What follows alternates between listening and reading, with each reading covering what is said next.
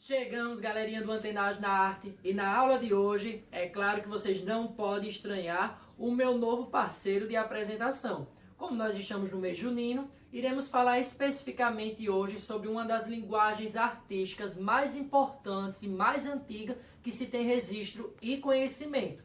Até porque ela surgiu há 50 mil anos atrás e tem uma forte ligação com as primeiras tribos primitivas. Isso mesmo. Vocês querem saber de que linguagem eu estou falando? A música. A história da música é tão complexa, diversificada, enriquecedora, tanto quanto a história da própria humanidade ou até mesmo a história da arte.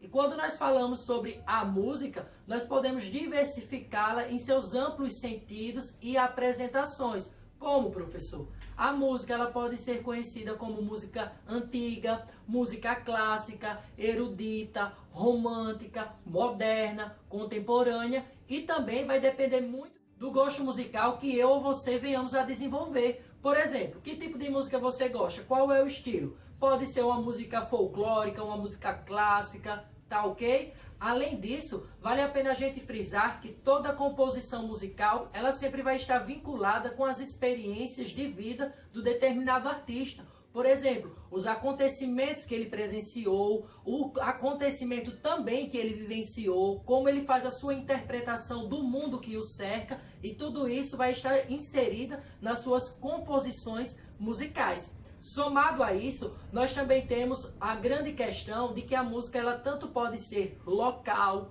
regional, nacional ou a nível global, onde vai estar misturando, unindo diversos povos, diversas culturas em um único gesto musical. Também nós não podemos esquecer, quando nós falamos também sobre a música, eu falei que ela é uma linguagem. Mas professor, na verdade, o que é uma linguagem? A linguagem ela é uma reunião, uma composição, organização de elementos encontrada pelo ser humano para ele expressar suas ideias, conhecimentos, sentimentos, emoções, suas interpretações e leituras de mundo, entre outras. Nós temos, por exemplo, as artes visuais, temos o teatro, a música que nós estamos falando e a dança. Essas são as linguagens artísticas principais dentro da arte. Então, como qualquer outro tipo de disciplina, qualquer outro tipo do campo do conhecimento que vocês estudam na escola, como matemática, geografia, biologia, ciências, filosofia, sociologia, N fatores, a arte ela também é muito importante, porque por meio dela nós vamos entender um pouco mais a respeito da nossa história enquanto seres humanos, como também sobre civilizações antigas que nós não tivemos conhecimentos, mas que acabaram deixando registrados, seja por meio de desenhos, de gravuras, de esculturas, da língua escrita ou da língua falada, porque com o passar do tempo, o ser humano ele foi desenvolvendo outras técnicas para expressar tudo aquilo que eles queriam e desejavam, eles sentiam a necessidade. Então, lá nas cavernas primitivas da humanidade, nós percebemos que, por exemplo, eles acabavam utilizando um pó que era extraído das rochas trituradas, onde eles sopravam, né, colocavam a sua mão na parede e eles sopravam aquele pó sobre a sua mão por meio de um canudo que era feito ou com ossos de animais ou com gravetos, canudos feitos de gravetos de madeira. Então, quando eles sopravam, toda a região que estava ao redor da mão ficava pintada, mas quando eles tiravam a mão, ficava em branco, formando um tipo de uma silhueta. Então, com isso, por que eles pensaram dessa forma? Era a forma registrada deles colocarem a sua marca, é como se fosse a digital deles. Então, essa foi uma técnica muito antes que surgiu na tentativa de expressar as emoções e os sentimentos daquela população primitiva. Então ela veio muito antes da representação de animais, de pessoas, do seu cotidiano. Então é claro que naquele tempo não existiam as redes sociais, mas existiam as paredes sociais. Então lá eles acabavam compartilhando a sua marca, outras pessoas passavam, viam, curtindo, outras, ao mesmo tempo, comentavam, diziam, vocês viram aquela pintura, aquela mão que estava lá naquela determinada caverna, vocês sabem de quem é? Ou até mesmo acabavam compartilhando ou reproduzindo aquilo que eles já tinham visto, né? por onde eles passassem, encontrou uma parede social, pronto, coloquei lá a minha mão, deixei a minha marca, ó, aqui o William que está passando. Ou muitas das vezes, por meio da inspiração e da influência, eles acabavam desenvolvendo um fazer artístico diferenciado. Então isso é muito importante. Por isso que atualmente, tanto eu quanto vocês, quando vamos para um clube aquático, para uma festa, ou vamos viajar para uma outra cidade, estado, país, nós temos a necessidade de registrar aquele momento no intuito de eternizá-lo, na verdade, e ao mesmo tempo da gente acabar divulgando para os outros que nós conhecemos ou não, que não tiveram também o acesso àquele local que nós estamos vivenciando, presenciando ou que nós estamos passeando, terem. Tá ok? Então, além disso, vamos falar também sobre a Grécia Antiga. Tinha um determinado tipo de cultura, principalmente que dividia a arte em mais ou menos importante. Só que nós sabemos que hoje não é um termo bastante convincente para que a gente venha estar dizendo que uma obra é importante, que um fazer artístico é menosprezado. Não, isso não pode. Mas naquele tempo, devido à crença que eles tinham em certos deuses, tá? Eles acabaram dividindo a arte a partir da influência das 9 musas, porque as 9 musas é que influenciavam o ser humano a fazer a arte. Então, dentro dessas 9 musas, tinham as musas da poesia, da história, da dança, da música, do teatro, entre outras.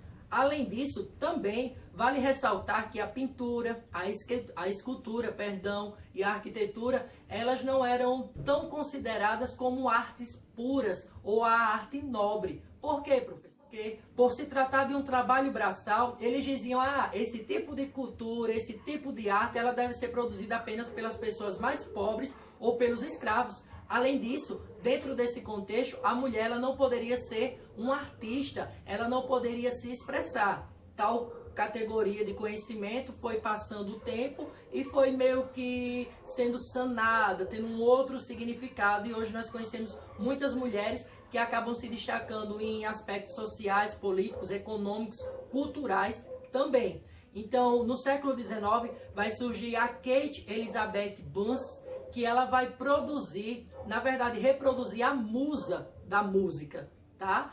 Então, quando ela faz essa reprodução, ela vai trazer todos os valores do entendimento enquanto mulher e também dentro da arte e da pintura, que até séculos passados era conhecida como menosprezada, que não tinha uma forte influência ou inspiração dos deuses. Para a gente finalizar esse tópico, também tinha a questão lá na Grécia sobre a filosofia da educação voltada principalmente para os jovens, que eles deveriam compreender as leis da natureza, como também a mente humana. E segundo Aristóteles, ele vai dizer que a música ela vai surtir o efeito de despertar, influenciar as nossas emoções, sentimentos, paixões e também vai revelar o estado da alma humana.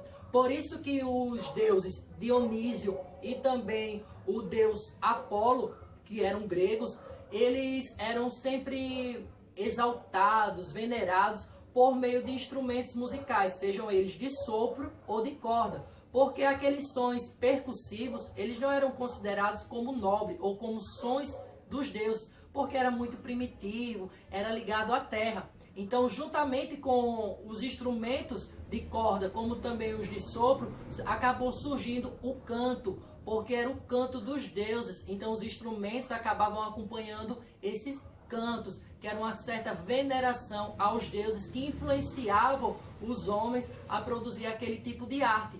E a música ela chegou a ser tão importante, considerada principalmente dentro da Grécia, que para uma pessoa ser considerada como bem educada, ela precisava sim entender e compreender muito bem a respeito da música. Então fazia parte de toda a formação educacional de todo cidadão grego, conhecer a música. Infelizmente, ainda na Idade Média, a tradição artística ela vai ficar dividida entre o fazer artístico liberal, que eram conhecido como artes liberais, como também as artes mecânicas.